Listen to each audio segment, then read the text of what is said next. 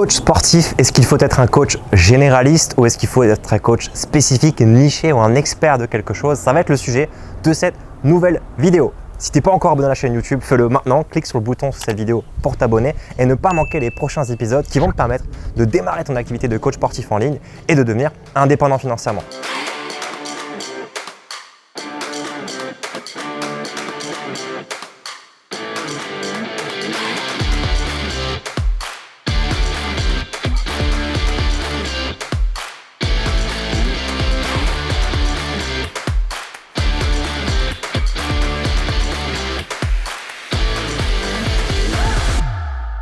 Alors, c'est la fameuse question du jour, c'est est-ce qu'il faut être un coach sportif qui peut aider tout le monde ou au contraire, est-ce qu'il faut refuser une catégorie de personnes pour se spécialiser, se nicher? Ça va être la question à laquelle je vais répondre, mais si tu me connais un petit peu, tu connais déjà la réponse que je vais apporter à cette vidéo, à cette question. En fait, on va simplement peser le pour et le contre, ou du moins quels seraient les avantages à être généraliste et de l'autre côté, quels seraient les avantages à être spécifique.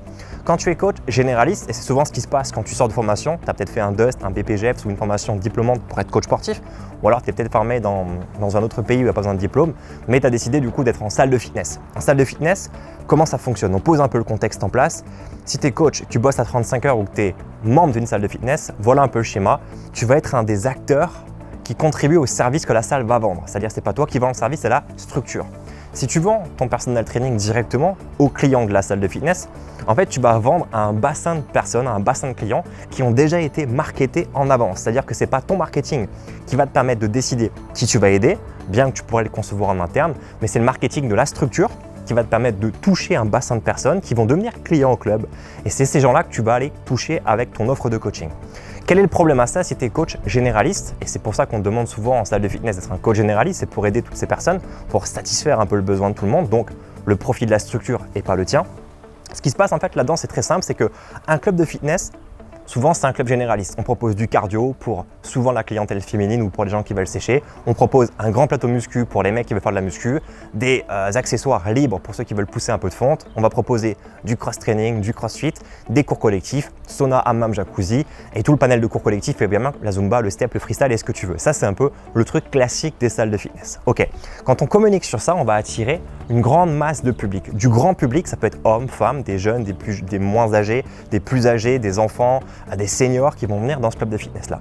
Et on te dit, statistiquement parlant, que tu vas avoir 10% de ces gens qui vont devenir clients chez toi. Ça, c'est pour donner le contexte. Le problème qu'il y a, c'est que si tu tombes dans un club de fitness qui te propose un protocole d'intégration pour vendre du PT avec un premier rendez-vous, par exemple, eh ben, tu vas être une fois en relation avec Monique, 43 ans, qui fait du tapis de course, qui a envie de maigrir, mais qui peut faire que 2 séances par semaine de fitness, comme tu vas être en relation avec David, qui a 20 ans, qui veut prendre la masse musculaire alors que c'est une crevette. Tu vas être en relation avec Gérard aussi, 44 ans ou 47 ans, qui a problème de dos, et c'était un tennisman de haut niveau avant de te voir. Donc, tu vas être confronté à toutes ces personnes, et là, qu'est-ce qui se passe? On revient sur ce que j'appelle en fait le caméléon. Tu vas être capable d'aider tout le monde. Et souvent, on te demande d'avoir le dress code de tout le monde. Ça veut dire quoi? Le petit polo du personal trainer, le petit bloc-notes, le chronomètre autour du cou. Je te fais la caricature, c'est pas comme ça que ça marche sur le terrain, mais souvent, tu vas être capable de t'adapter à toutes ces personnes et aller te fondre dans la masse. Est-ce que c'est bien ou est-ce que c'est pas bien? Je pense que dans le modèle généraliste, c'est-à-dire que si tu es coach sportif généraliste, je pense que c'est une bonne chose de l'être quand tu es dans un club de fitness qui te ramène systématiquement des nouveaux clients. Donc des clients du club qui vont devenir tes prospects pour ensuite devenir tes clients à toi parce que le modèle de communication est généraliste. Dans cette mesure-là, je pense que d'être généraliste est une bonne chose parce que tu n'es pas forcément en mesure de faire ton marketing pour chercher toi-même tes propres clients ou leur passer un message. C'est le club de fitness qui s'occupe de faire ce travail-là, consciemment ou inconsciemment. Des fois, toutes les structures ne sont pas forcément organisées pour, mais en tout cas, tu récupères systématiquement des clients du club qui vont venir un peu par défaut ou alors simplement parce que tu es là au club ou parce qu'il y a un protocole d'intégration pour récupérer en fait ses prospects en futurs clients. Donc dans ces conditions, je pense que c'est une bonne chose. Maintenant, dans les conditions où tu veux être à ton compte, 100% indépendant, je pense que le fait d'être généraliste n'est pas une bonne chose parce que aider tout le monde, c'est aider personne. Et quand tu es 100% à ton compte, il y a un nouveau métier qu'il faut que tu développes, un nouveau skill qu'il faut que tu débloques, c'est la prospection. Maintenant, dans l'autre cas de figure, si tu veux être un expert, tu ne veux pas être généraliste mais être un expert, je pense que ça a une meilleure connotation de le faire quand tu es indépendant. Un coach généraliste, je pense que c'est une bonne chose. Quand tu es en club de fitness et que tu attends finalement que le club fasse le travail pour que tu aies des clients, sans pour autant qu'il faut quand même un peu prospecter et être présent, mais tout le travail marketing va être fait par le club, packagé par le club, donc toi tu n'es pas dépendant du choix de tes clients, en fait on va t'envoyer des gens et tu vas consommer. Si tu es à ton compte par contre c'est un autre jeu, parce que finalement tu vas devoir développer d'autres compétences, tu vas devoir apprendre un nouveau métier qui est le marketing, la communication et la vente qui ne sont pas forcément de base dans les formations que tu vas suivre, ou du moins ce n'est pas les meilleurs vendeurs qui vont t'apprendre à vendre comme une formation comme le Dust.bpjeps. Donc c'est essentiel que tu dises ok, si je me mets à mon compte, il faut que tu sois un expert simplement pour que les gens s'identifient à toi et à ton positionnement. Parce que tu ne pourras pas aider tout le monde. Tu ne pourras pas avoir 36 000 clients différents, ou alors tu pourras le faire, mais en étant très limité. Quand tu es coach sportif indépendant, en fait, tu as un choix qui va s'offrir à toi, c'est de te dire ok, je veux arrêter d'échanger mon temps contre de l'argent. Parce que tu es à ton compte, donc tu peux travailler différemment et échanger plutôt de la valeur contre de l'argent. Ça dépend après, bien évidemment, de tes ambitions, de ta carrière, de ce que tu veux faire, dans la vie future aussi. Est-ce que tu te vois rester coach sportif encore à 75 ans passés ou pas? Comment tu anticipes le futur? Bon bref, c'est toutes les questions que je vais pas dans la vidéo aujourd'hui, mais si je prends la casquette de l'entrepreneur aujourd'hui, je t'invite vraiment à te nicher et à aller utiliser un outil qui est le coaching digital. Je ne te demande pas de faire ça à 100%, mais le gros avantage qu'il y a en proposant du coaching en ligne, c'est que tu seras plus dépendant de ton temps pour gagner de l'argent. Et quand tu commences à mettre ça en place, je peux te dire que tu y prends goût.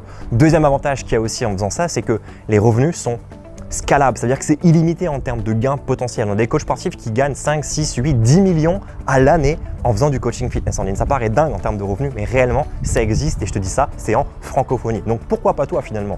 Pourquoi pas toi avec tes connaissances? Pourquoi tu ne pourrais pas prendre une petite part du marché, ne serait-ce que te dire ok, je vais gagner 1500 ou 2000 euros tous les mois en faisant du coaching en ligne?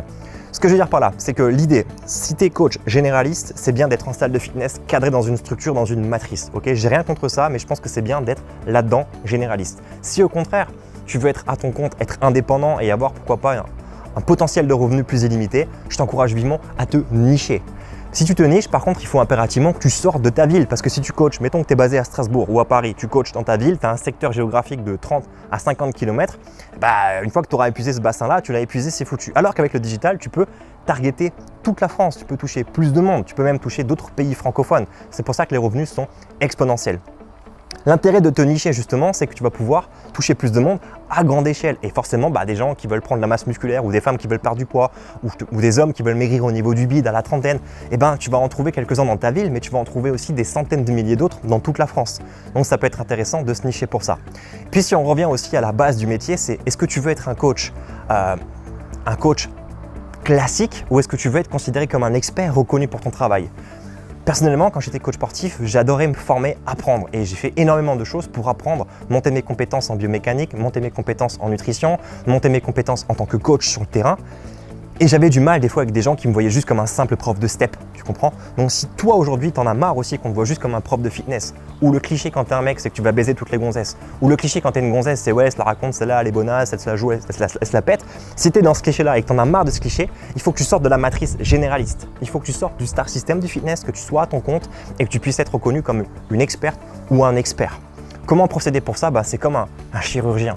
Est-ce que toi, si un jour, je ne te le souhaite pas, tu es amené à avoir une tumeur au cerveau, quelque chose de grave, est-ce que tu vas regarder sur Internet quel est le chirurgien le moins cher et le plus accessible à côté de chez toi? Ou est-ce que tu vas regarder quel est le meilleur chirurgien pour te soigner, peu importe combien ça va coûter, tant qu'il peut t'aider? Est-ce que tu veux être reconnu du coup pour l'un métier ou pour l'autre de ces métiers? Moi, j'ai fait mon choix quand j'étais coach sportif et quand j'ai fait mon choix et que je l'ai assumé dans mon marketing, dans ma communication et dans ma vente, ça a changé ma carrière, ça a changé ma vie. J'ai pu aider beaucoup plus de monde. À l'heure où je te parle, j'ai aidé plus de 18 000 femmes à se reprendre en main, à perdre du poids. Des femmes de la quarantaine qui avaient un problème avec les salles de fitness, un problème de surpoids que j'ai pu aider grâce à du coaching en ligne. Jamais je n'aurais pu faire ça en salle de fitness, en présentiel, dans mon club. À l'époque, c'était impossible. Naturellement, en faisant ça, ça a changé ma vie sur le plan, déjà en termes de reconnaissance, de gratitude, mais aussi sur le plan financier, parce que ça m'a permis de gagner ma liberté financière et aujourd'hui de te parler au travers de cette vidéo et de te dire voilà, moi je suis coach sportif, je travaille pendant des années là-dedans, je gagne ma vie avec ça, j'ai un business qui tourne sur le fitness en ligne et maintenant en plus, je me rends compte que j'ai envie de te partager cette passion, partager ce métier et c'est pour ça que je fais cette vidéo et c'est pour ça que tu vas t'abonner maintenant à la chaîne YouTube pour pas manquer les prochains épisodes et c'est aussi pour ça que je vais te proposer de faire une formation gratuite avec moi de 2 semaines. Je te demande juste de me donner 2 semaines de ton temps et gratuitement, je vais te former à ce que j'ai appris, à ce que j'aurais voulu qu'on m'apprenne quand j'ai commencé, quand j'étais tout seul, à créer ton mini site internet pour que tu puisses faire du coaching en ligne, débuter sans investir trop d'argent au démarrage. Ma formation, elle est gratuite, elle nécessite juste un petit peu de temps, un petit peu de courage aussi pour te mettre à travailler.